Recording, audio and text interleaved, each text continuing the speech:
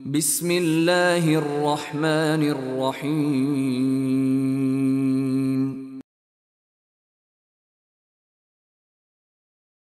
इन्नल हम्दलिल्लाह नहमदुहु व नस्तईनुहु व नस्तगफिरुहु व नु'मिनु बिही व नतवक्कलु अलैहि व नऊज़ु बिल्लाहि मिन शुरूरि अंफुसिना व मिन सय्यिआति अअमालिना मन यहदिहिल्लाहु फला मुदिल्ल लहु व मन युद्लिल फला हादिय लहु व अशहदु अन ला इलाहा इल्लल्लाहु वहदहु ला शरीका लहु व अशहदु अन्न नबिय्यना मुहम्मदन अब्दुहु व रसूलुहु अरसलहुल्लाहु बिल हक़्क़ि बशीरन व नज़ीरा। फ़अऊज़ु बिल्लाहि मिनश शैतानिर रजीम। या अय्युहल्लज़ीना आमनुत्तक़ुल्लाहा हक़्क़ तुक़ातिही व ला तमूतुन्ना इल्ला व अंतुम मुस्लिमून। या अय्युहन्नासुत्तक़ू रब्बकुमुल्लज़ी ख़लक़कुम मिन नफ़्सिन वाहिदा व ख़लक़ मिन्हा ज़ौजहा व बस्स मिन्हुमा रिजालन कसीरन व निसाअ वत्तक़ुल्लाहल्लज़ी तसाअलूना बिही वल अर्हाम इन्नल्लाहा काना अलैकुम रक़ीबा। या अय्युहल्लज़ीना आमनुत्तक़ुल्लाहा व क़ूलू क़ौलन सदीदा युस्लिह लकुम अअमालकुम व यग़फ़िर लकुम ज़ुनूबकुम व मन युतिइल्लाहा व रसूलहु फ़क़द फ़ाज़ फ़ौज़न अज़ीमा। अम्मा बअदु फ़इन्न ख़ैरल हदीस किताबुल्लाह व ख़ैरल हदी हदी मुहम्मदिन सल्लल्लाहु अलैहि वसल्लम व शर्रल उमूरि मुहदसातुहा व कुल्लु मुहदसतिन बिदअह व कुल्लु बिदअतिन ज़लालह व कुल्लु ज़लालतिन फ़िन्नार। यक़ूलु नबी सल्लल्लाहु अलैहि वसल्लम अला कुल्लुकुम राइन व कुल्लुकुम मसऊलुन अन रइयतिह। हर किस्म की तारीफ़ें, बड़ाई व किबरियाई, हम्द व सना अल्लाह रब्बुल आलमीन के लिए, जिसने हमें और आपको सारे जहान को पैदा किया, सबका खालिक और मालिक है, राज़िक़ और दाता और पालनहार है। अल्लाह की जानिब से जितने भी नबी और रसूल भेजे गए सब पर दरूद व सलाम, ख़ुसूसियत के साथ हमारे आखिरी नबी अहमद मुज्तबा मोहम्मद मुस्तफ़ा सल्लल्लाहु ताला अलैहि व आलिहि वसल्लम पर, आपकी आलो औलाद, आपके सहाबा और जो लोग सही तौर पर आपके इत्तिबा और पैरवी करने वाले हैं। गुज़िश्ता कई जुमा से शादी से मुताल्लिक़, निकाह से मुताल्लिक़ हमारी गुफ्तगू चल रही है। आज कोशिश ये रहेगी कि अपनी इस बात को यहीं पर ख़त्म कर दिया जाए, जिसमें चंद बातें रह गई हैं, कुछ बारात और जहेज़ के ताल्लुक़ से और कुछ मंगनी और उसके अहकाम के ताल्लुक़ से। एक हदीस मैंने खुतबे हाजा के बाद आपके सामने रखी है। अल्लाह के नबी मुहम्मदुर रसूलुल्लाह सल्लल्लाहु अलैहि वसल्लम ने फरमाया, कुल्लुकुम राइन व कुल्लुकुम मसऊलुन अन रइयतिह, कि तुम में से हर आदमी ज़िम्मेदार है और अपनी ज़िम्मेदारी के बारे में हर एक आदमी से सवाल किया जाना है। क़यामत के रोज़ अल्लाह रब्बुल आलमीन की जनाब में जब हम और आप खड़े होंगे, सारी इंसानियत खड़ी होगी, तो अल्लाह रब्बुल आलमीन उनसे उनके किए हुए का सवाल करेगा। दुनिया के अंदर जो ज़िम्मेदारियाँ अल्लाह रब्बुल आलमीन ने हमारे और आपके कंधे पर रखी हैं, चाहे वो ज़िम्मेदारी हमारी अपनी ज़िम्मेदारी हो, चाहे वो ज़िम्मेदारी हमारे बच्चों की ज़िम्मेदारी हो, चाहे वो ज़िम्मेदारी हमारी बीवी की ज़िम्मेदारी हो, चाहे ज़िम्मेदारी हमारे माँ बाप की ज़िम्मेदारी हो, चाहे वो ज़िम्मेदारी हमारे घर की ज़िम्मेदारी हो, हमारे मुआशरे या पूरे मुल्क और पूरी दुनिया की ज़िम्मेदारी हो, इन सारी ज़िम्मेदारियों के बारे में अल्लाह रब्बुल आलमीन हमसे और आपसे सवाल करेगा। और इसी का तज़किरा अल्लाह के नबी मुहम्मदुर रसूलुल्लाह सल्लल्लाहु अलैहि वसल्लम ने इस हदीस में फ़रमाया कि तुम में हर आदमी ज़िम्मेदार है। हर एक की ज़िम्मेदारियाँ मुख्तलिफ़ हो सकती हैं। किसी के पास छोटी ज़िम्मेदारियाँ हैं, किसी के पास बड़ी ज़िम्मेदारियाँ हैं। कोई मामूली ज़िम्मेदारियाँ निभा रहा है और कोई बहुत बड़ी बड़ी ज़िम्मेदारियाँ निभा रहा है, लेकिन ज़िम्मेदार हर आदमी है और हर एक से उसकी ज़िम्मेदारी के बारे में अल्लाह रब्बुल आलमीन क़यामत के दिन पूछेगा। हमारी जिस ज़िम्मेदारी के बारे में गुफ्तगू चल रही है वो है शादी की ज़िम्मेदारी, निकाह की ज़िम्मेदारी। बहैसियत एक नौजवान आपकी भी कुछ ज़िम्मेदारियां हैं, बहैसियत एक वालिद और वालिदा आपकी भी ज़िम्मेदारियां हैं कि हमारे बच्चों की तरबियत, उनकी तालीम और उनका निकाह, उनकी शादी कैसे होनी चाहिए, ये भी ज़िम्मेदारियां हैं। और एक नौजवान होने की हैसियत से, जो कि हमें ख़ुद शादी अगर करनी है, चाहे वो लड़का हो या लड़की, उसकी अपनी ज़िम्मेदारी है कि मुझे अपना इंतखाब कैसे करना चाहिए। तो इसके बारे में इंशाअल्लाह ये गुफ्तगू हमारी और आपकी होगी। सबसे पहले एक और हदीस अल्लाह के नबी मुहम्मदुर रसूलुल्लाह सल्लल्लाहु अलैहि वसल्लम की फरमाते हैं, मन रआ मिनकुम मुनकरन फलयुग़य्यिरहु बियदिह। तुम में से कोई भी शख्स अगर कोई मुनकर देखे, कोई गलत काम या गलत चीज़ देखे, तो तुम्हें चाहिए फलयुग़य्यिरहु बियदिह, तो उसे चाहिए कि वो अपने हाथों से उस मुनकर को, उस गलत को दूर करे। फ़इन लम यस्तति फ़बिलिसानिही, अगर हाथों से वो दूर नहीं कर सकता तो अपनी ज़ुबान से उसको दूर करे। ज़ुबान से दूर करने का मतलब यह है कि बोल कर उस बुराई को, उस मुनकर को, उस गलत का खात्मा करने की कोशिश करे। कहा फ़इन लम यस्तति फ़बिक़ल्बिही वज़ालिका ज़अफ़ुल ईमान, और ज़ुबान से बोलने की भी ताकत नहीं है, कोई भी वजह है, किसी भी वजह से वो बोलना भी नहीं चाह रहा है, तो कम से कम दिल में उस बुराई को बुरा जाने, तब जा करके उसका हक़ अदा हो जाएगा। ये 3 मरहला अल्लाह के नबी मुहम्मदुर रसूलुल्लाह सल्लल्लाहु अलैहि वसल्लम ने फरमाया और बयान किया है। मुसलमानों, हमारे और आपके माशरे का हाल ये है कि आज शादी और ब्याह के नाम पर दुनिया भर का हुड़दंग किया जाता है। हम सब जानते हैं बड़े बड़े शादी हॉल, बड़े जो शादी हॉल होते हैं उसमें जाके देखिए कैसे ढोल ताशे नगारे की पूरी रट लगी होती है और लोग उस पर थिरकते हैं, नाचते हैं, म्यूज़िक चल रहा होता है। वहाँ पर इख्तिलात मर्द व ज़न का वो समा होता है कि वहाँ जहाँ गुनाह से बचने के लिए, पाकदामनी अख्तियार करने के लिए वो अदीम और बाबरकत रिश्ते को अपनाने का हुक्म दिया जा रहा है, उसके बरअक्स वहाँ गुनाह का अड्डा बना दिया जाता है। लोग वहाँ पर एक दूसरे से मिलते हैं, यानी लड़के और लड़कियों का इख्तिलाफ होता है, मर्द और औरत एक दूसरे के साथ होते हैं। वहाँ पर जहाँ उन रिश्तों को जोड़ने का हुक्म है वहाँ गलत तरीके से रिश्ते और जुड़ते हैं वहाँ। तो ये सूरत हाल है।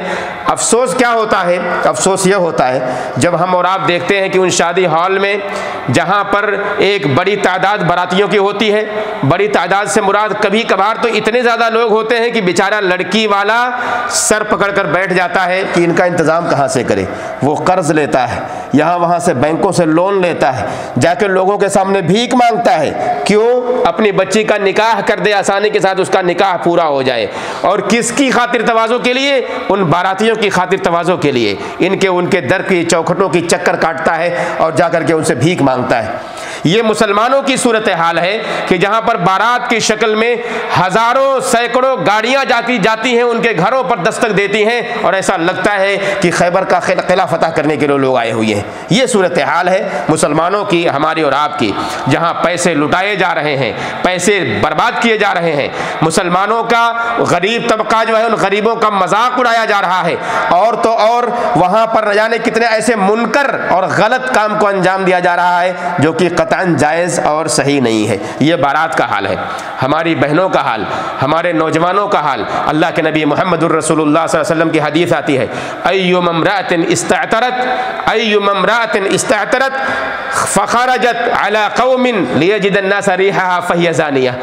या रिवायत मुख्तलिफ अल्फाज उसके इधर उधर हो सकते हैं। फरमाया अल्लाह के नबी मुहम्मदुर रसूलुल्लाह सल्लल्लाहु अलैहि वसल्लम ने कि कोई भी औरत जिसने खुशबू लगाया, खुशबू का इस्तेमाल किया और उसका गुज़र किसी कौम से हुआ, मर्दों के करीब से हुआ और मर्दों के नाक में उनकी खुशबू पहुँची या उन तक अगर खुशबू पहुँच गई उस औरत की, गुजरने वाली औरत की जिसने खुशबू लगाई हुई है, अल्लाह के नबी सल्लल्लाहु अलैहि वसल्लम फरमाते हैं यह औरत ज़ानिया औरत। क्या चाहिए और समझने के लिए? कुछ और चाहिए समझने के लिए? आपको खुशबू की लगाने की परमिशन बिल्कुल है शरीयत में, आप लगाइए, लेकिन खुशबू और ज़ीनत किसके लिए है? आपके शौहर के लिए, आपके महरम के लिए। गैर महरम के लिए कतान नहीं है वो चीज़ें, वो जायज़ ही नहीं है सिरे से। आप अगर अपने उन जेवर, अपने उन ज़ीनतों को अब गैर महरमों के सामने बयान करेंगी, दिखाएंगी, उनको अपने आप को शो करेंगी, अपने आप को लोगों के सामने पेश करेंगी, तो यकीन मानिए शैतान बहुत ही करीब होता है। और हदीस में आता है, अल्लाह के नबी सल्लल्लाहु अलैहि वसल्लम फरमाते हैं कि कोई भी औरत जब घर से निकलती है, इस्तशरफ़हा शैतान, शैतान उसे कनखियों से देखता है, बड़ी नज़र लगा के उसे देखता है और उसका पीछा करता है। ये होता है इस्तिशराफ का मतलब कि शैतान जो है बड़े ही गौर के साथ उसका पीछा करता है और पीछा करते करते वहाँ उसको ले जाके रुस्वा कर देता है, जो आज माशरे के अंदर हम और आप देखते हैं। मुसलमानों, हमारा एक बहुत बड़ा तबका ऐसा है जो आज जहेज़ का आदी बना हुआ है, जहेज़ का आदी बना हुआ है। नाजायज़ तरीके से माल लेना, लड़की वालों से मुतालबा करना और उनसे हराम माल ले करके अपने घर की, अपने प्रॉपर्टी की, अपने जायदाद में बढ़ोतरी करना, उसमें इजाफा करना एक शेवा बन चुका है। लोगों ने दूसरे से लड़की वालों को इतना तंग किया है कि कभी कभार ऐसा होता है कि लड़की का बाप बेचारा खुदकुशी करने पर मजबूर हो जाता है। क्योंकि उसके पास देने के लिए कुछ नहीं होता। अपनी सारी कोशिश करता है। लोगों ने अपनी जायदाद बेच दिए हैं, अपने खेत खलियान बेच दिए हैं, अपने घरों को लोगों ने गिरवी रख दिया है, अपने घर के माल और जेवरात को लोगों ने गिरवी रख दिया है। क्यों? अपनी बच्ची का निकाह करने के लिए, ताकि कुछ माल दे करके अपनी बेटी को अपने घर से रुखसत कर दूं। आज जो हम अपनी बेटियों को, अपनी बच्चियों को, अपने लख्ते जिगर को, अपने जिगर के टुकड़े को जो 20 साल 22 साल पालते हैं, पोसते हैं, इज्जत देते हैं, मकाम देते हैं और अपने सीने से उन्हें लगा के रखते हैं, एक बाप से पूछिए, एक माँ से पूछिए, जब उसको रुखसत करना होता है उसके दिल पर क्या गुजरती है। एक तो यही सबसे बड़ा उनके ऊपर बोझ जो उनके सर से उतर रहा है, या एक बड़ी जिम्मेदारी जो उतर रही है, एक मोहब्बत और जिगर का टुकड़ा उनसे जुदा हो रहा है। इससे बड़ी तकलीफ और क्या होगी कि इसके साथ वो अपने घर बार को बेचने के लिए तैयार होते हैं, जहेज की शक्ल में लोगों को देना ज़रूरी समझते हैं। मेरे भाइयों, ये हमारे लिए कतई जायज़ नहीं है।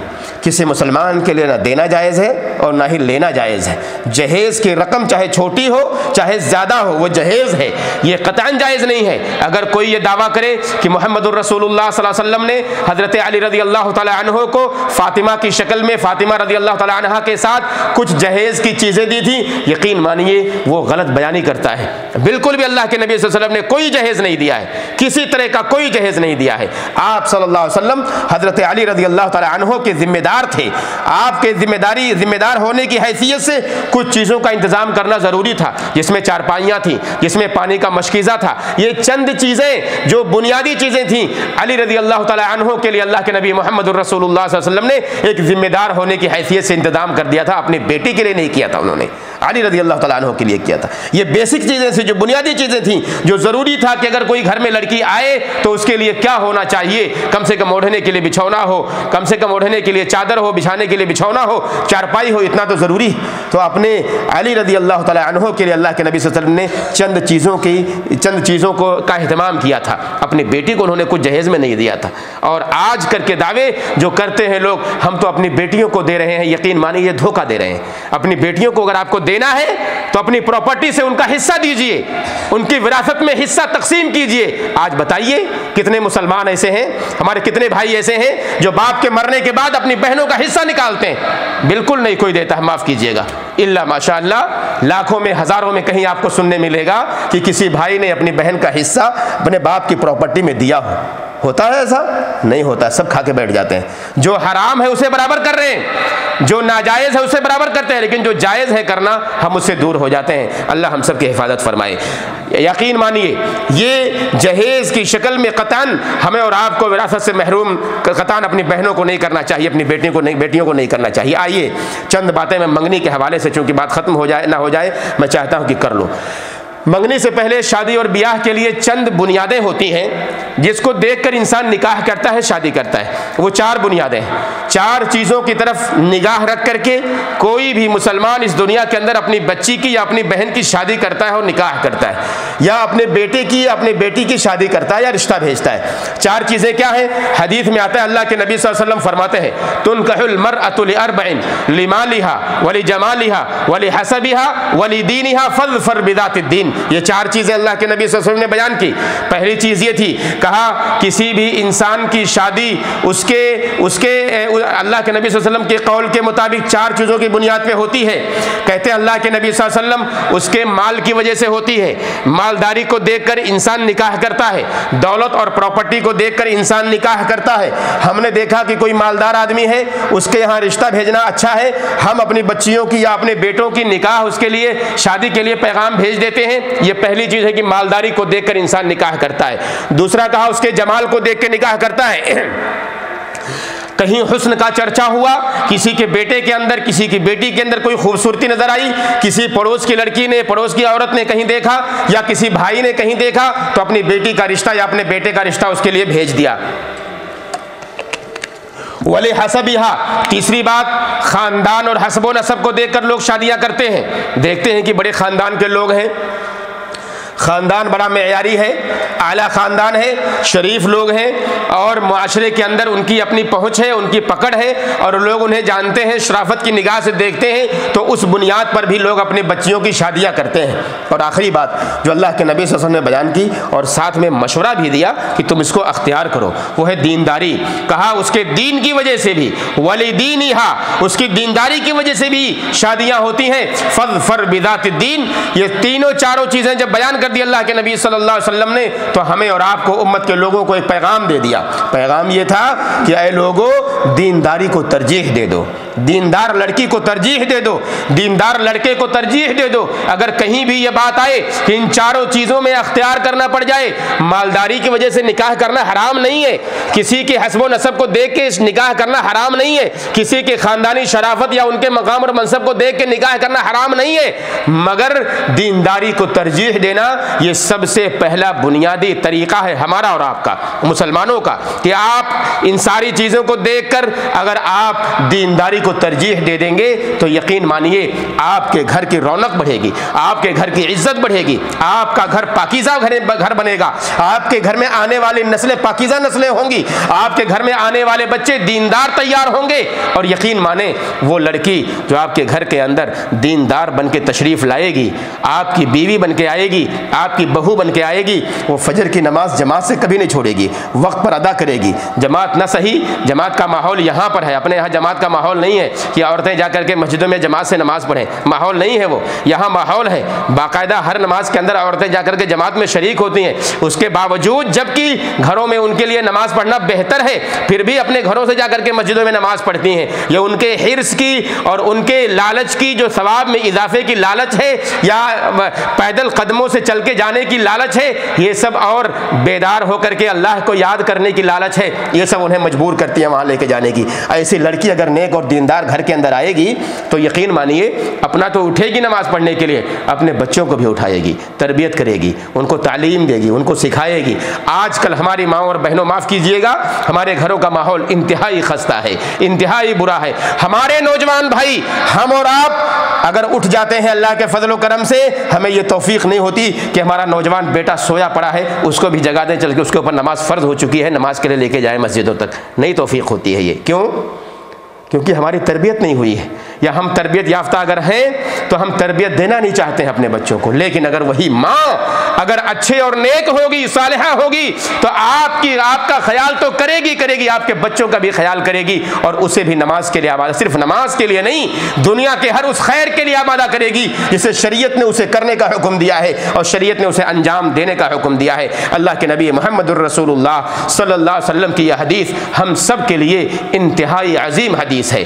तज़व्वजुल वदूदल वलूद, ज़्यादा बच्चा देने वाली औरतों से निकाह करो, ज़्यादा मोहब्बत करने वाली औरतों से निकाह करो। ये मोहब्बतें अगर बढ़ेंगी इंसान के दिलों में तो नफरतें ख़त्म होंगी, और मोहब्बतों की वजह से जो वजूद होगा एक नई औलाद का, यकीन मानिए उसके दिल में भी हमारे और आपके लिए मोहब्बत होगी। जब हम बुढ़ापे की शक्ल में पहुँचेंगे तो वह बच्चा हमारी अहमियत को जानेगा और समझेगा, और माँ बाप की उस मोहब्बत को, जो मोहब्बत उन्होंने अपने बच्चों पर तरबियत की शक्ल में लुटाया है या उनको दिया है, यकीन मानिए वो आपके बुढ़ापे का सहारा बनेगा। वरना आज की सूरत हाल कि बूढ़े माँ बाप को ओल्ड होम में भेज दिया जाता है, उनके लिए खादिमों का इंतज़ाम कर दिया जाता है। यही कुवैत का वाक़या बताऊं, कुवैत का, दूर का मत जाइए, कुवैत का वाक़या है।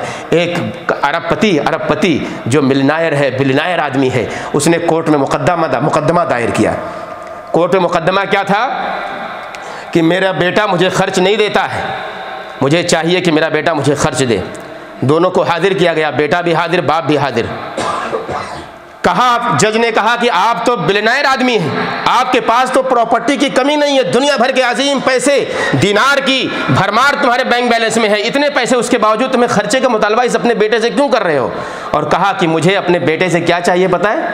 उसने मुतालबा ये किया था कि मेरा बेटा 1 दीनार हर महीने मुझे ला के देगा। उसकी शर्त ये थी कि वो 1 दीनार अपने हाथ से ला के मुझे देगा। 1 दीनार देना है, दीनारुन वाहिद बियदिही, अपने हाथ से लाके मुझे देगा। जज ने पूछा ये अजीब माजरा है, इतने पैसे तुम्हारे पास हैं, फिर तुम ये 1 दीनार का मुतालबा क्यों करते हो? कहा क्योंकि मेरा बेटा एक ताजिर आदमी है, वो यहाँ वहाँ भटकते रहता है, घूमता है, मेरी मुलाकात उससे नहीं होती है। मैं चाहता हूँ मेरा बेटा इस 1 दीनार के देने की वजह से मेरे पास 1 महीने में कम से कम एक बार मिलने तो आएगा मुझसे। ये सूरत हाल है। बाप को, माँ बाप को अपनी औलाद से मिलने के लिए टाइम मांगना पड़ रहा है। अफसोस की बात है। हकीकत में ये सिर्फ कुवैत का माहौल नहीं है या कुवैत के अंदर ये वाक़या नहीं है। आप अपने आप को देखिए, अपने आप को देखिए, ख़ुद को देखिए। अपने माँ बाप को हम कितना टाइम देते हैं, कितना टाइम देते हैं, उनसे गुफ्तगू कितनी करते हैं। ये सूरत हाल है। और अगर ये सूरत हाल हमें तब्दील करनी है तो अपने बच्चों की तरबियत करनी पड़ेगी। और तरबियत से पहले हमें ये करना पड़ेगा कि एक अच्छी लड़की का इंतखाब करना पड़ेगा अपने बच्चों की शादियों के लिए। जब उन बच्चों की शादियाँ हम अच्छे घर में करेंगे तो यकीन मानिए कि हमारे बच्चे अच्छे होंगे और तरबियत पाने वाली औलाद भी इंशाअल्लाह अच्छी होगी। इसीलिए मैंने लड़कों के इंतखाब के हवाले से एक बात कही थी। लड़कों के इंतखाब के हवाले से लड़की वाले हमेशा परेशान होते हैं और परेशानी उनकी वजह भी है। हर कोई, जैसा कि मैंने कहा, कि अपने लख्ते जिगर को जो अपने सीने से जुदा करता है तो बहुत बड़ी तकलीफ़ से गुजरता है उस वक्त वो। और वो ये कतई पसंद नहीं करता कि मेरी बेटी मेरे घर से अगर जुदा होकर के दूसरे घर में जाए तो उसे कहीं भी उसके कदमों में कांटा भी चुभ जाए, ये पसंद नहीं करता। फूलों की सेज पर उसके कदम को रखा होता है बाप, और कभी भी अपने बेटे को तकलीफ़ में डालना नहीं चाहता है।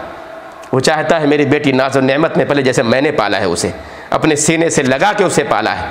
माँ ने उसे दूध पिलाकर पाला है और अपने सीने से जुदा करना किसी माँ के लिए कतई गवारा नहीं होता।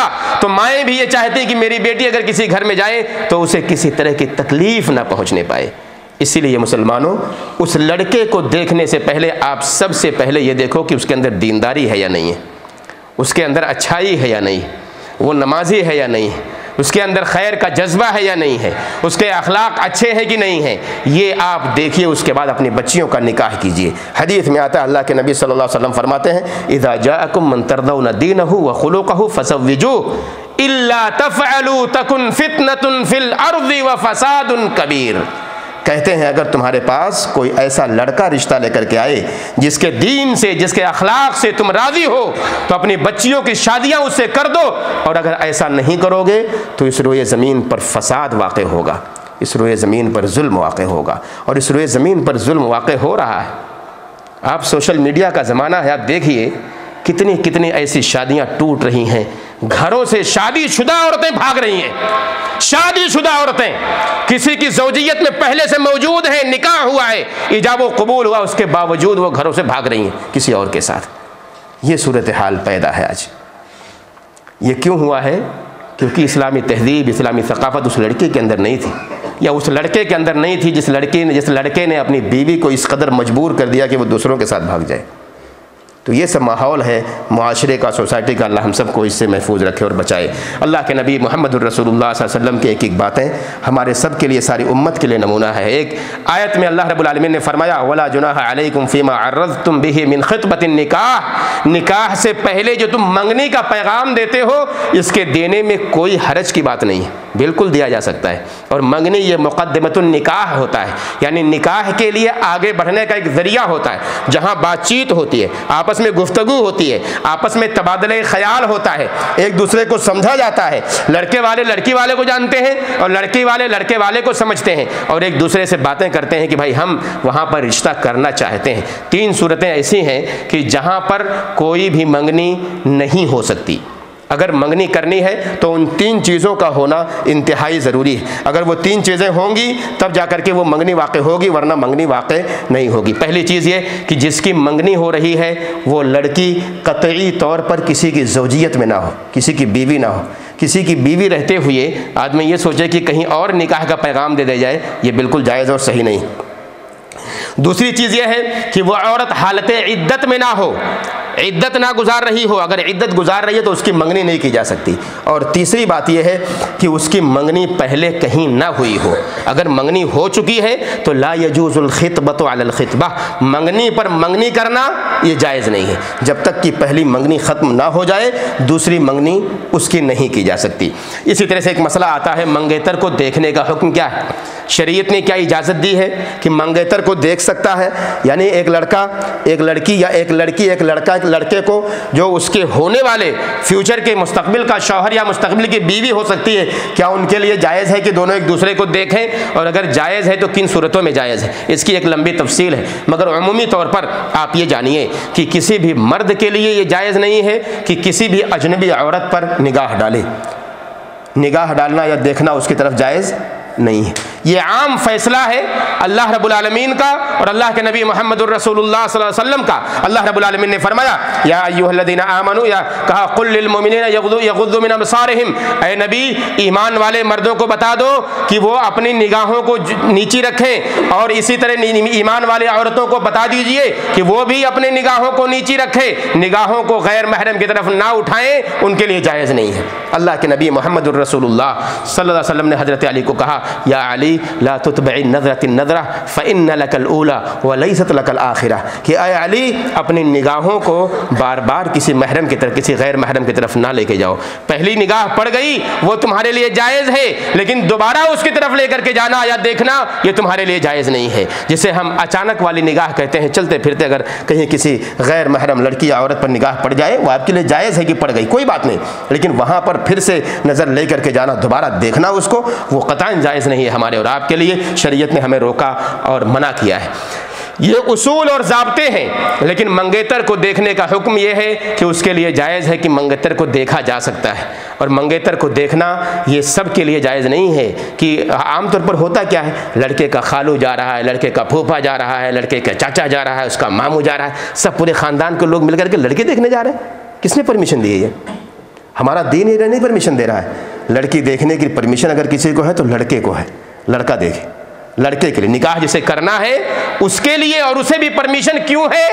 अल्लाह के नबी सल्लल्लाहु अलैहि वसल्लम ने फरमाया फ़इन्नहु अहरा अन युदमा बैनकुमा, अल्लाह के नबी सल्लल्लाहु अलैहि वसल्लम ने सहाबी से कहा कि क्या तुमने उसे देखा जिससे तुम्हारा निकाह है? तो कहा नहीं। कहा तुम्हें देख लेना चाहिए, इसलिए कि हो सकता है तुम दोनों के दरमियान मोहब्बत पैदा हो जाए।